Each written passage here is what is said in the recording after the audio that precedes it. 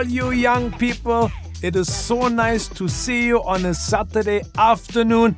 Thank you for making time to come and to listen to this lesson. We're going to talk about God Encounters, our new series, right? And I want you to know that no matter what is going on in your life, no matter what you have done, no matter what is happening to you right now, God wants to show up in your life and you can experience Him in a powerful, powerful way. Last week we talked about Adam and Eve, right? Today we're going to look into the story of Noah. And the story of Noah is found in Genesis chapter 5 onwards. Now I don't want to go into the whole story, it's a long story, but there was wickedness all over the world. It was so bad, evil things going on, wickedness everywhere. So God said, you know what, I'm going to start again. But Noah found favor in the eyes of the Lord. So He gave very clear instructions of how Noah and his family and everyone who would listen could survive. Long story short, everybody drowned except Noah's family, right? I'm sure you have heard the story. Now, what happened after that? Now, God shows up and talks to Noah. Noah has another God encounter. That's why we are talking about God encounters, right? That God wants to show up in your life like He showed up in Noah's life.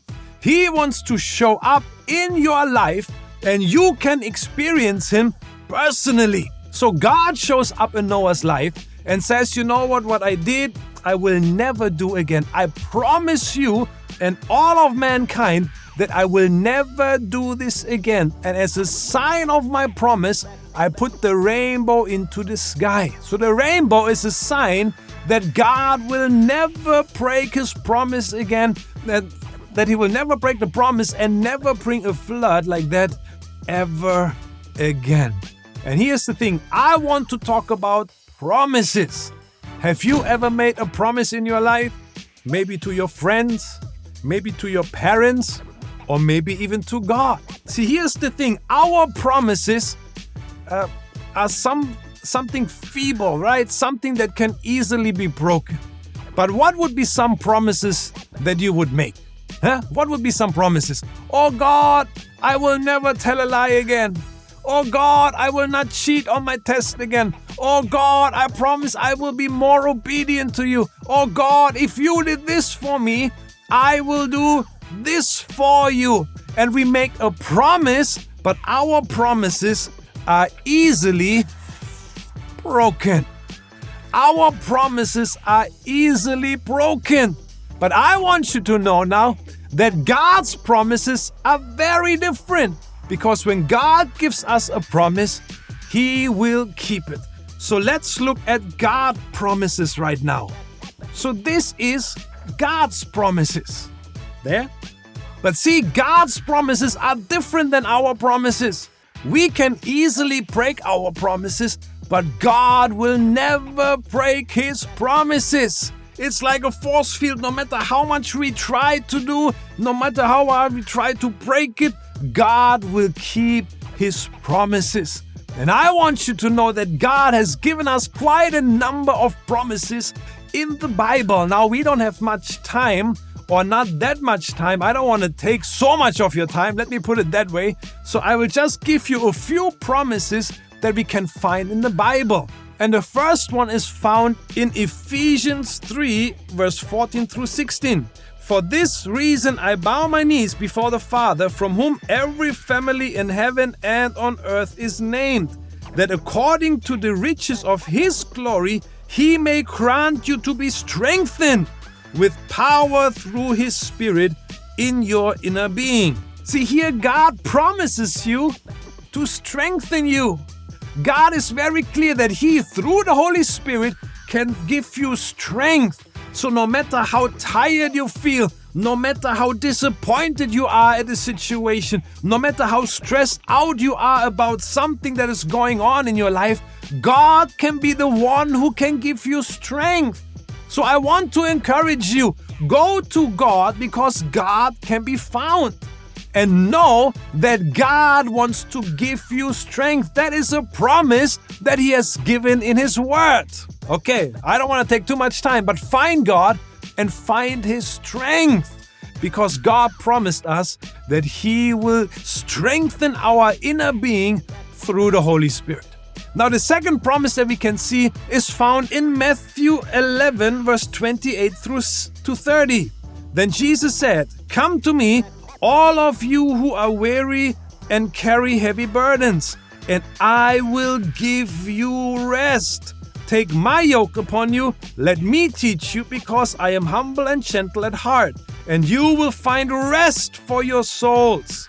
For my yoke is easy to bear, and the burden I give you is light." See, God says very clearly here that He will give us rest. So no matter how stressed out you are, no matter how disappointed you are with something that is going on in your life, know that God wants to give you rest. That He is the one who can calm the storm in your life. That He can bring a calmness and a peace and a quietness over you that you cannot experience otherwise. That is a promise of God. So take it as reality and say, "God, whatever's going on in my life, let me find rest, because that is what you have promised me in your word."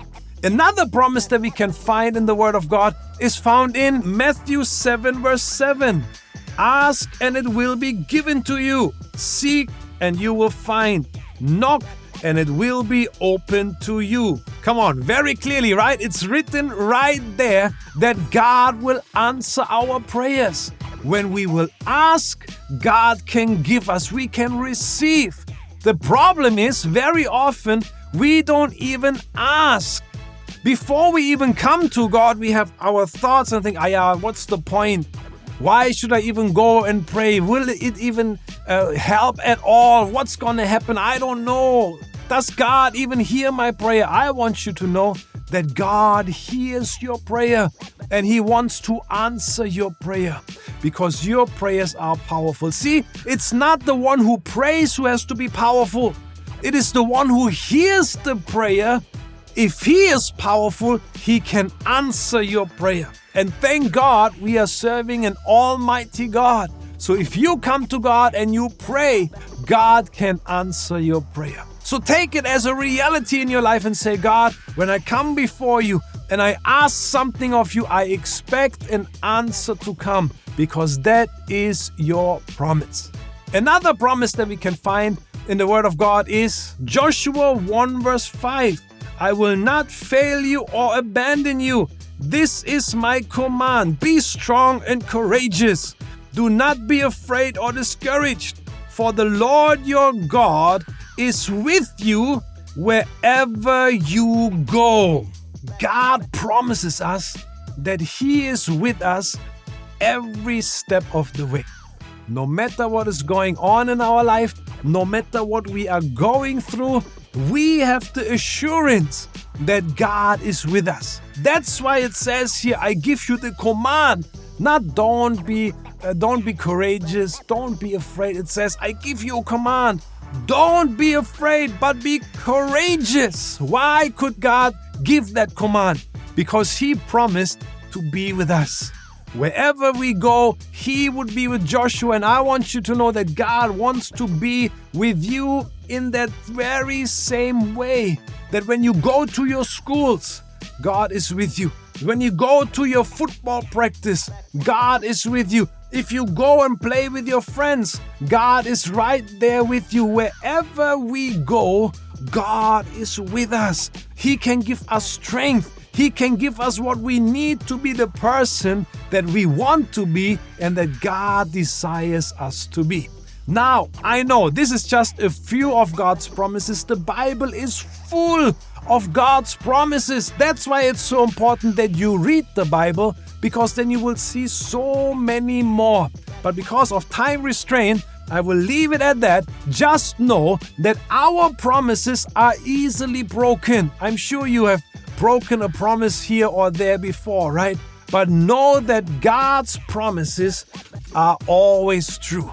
No matter how much God is there, it's powerful, and His word, His promise can never be broken. So take that into your prayer life. Say, God, your promises are true. So let them be a reality in my life. And see how God can do powerful things in your life. All right, with this, I open up for a time of questions and discussion. So I will see you at the Zoom call. I see you there, guys. Bye.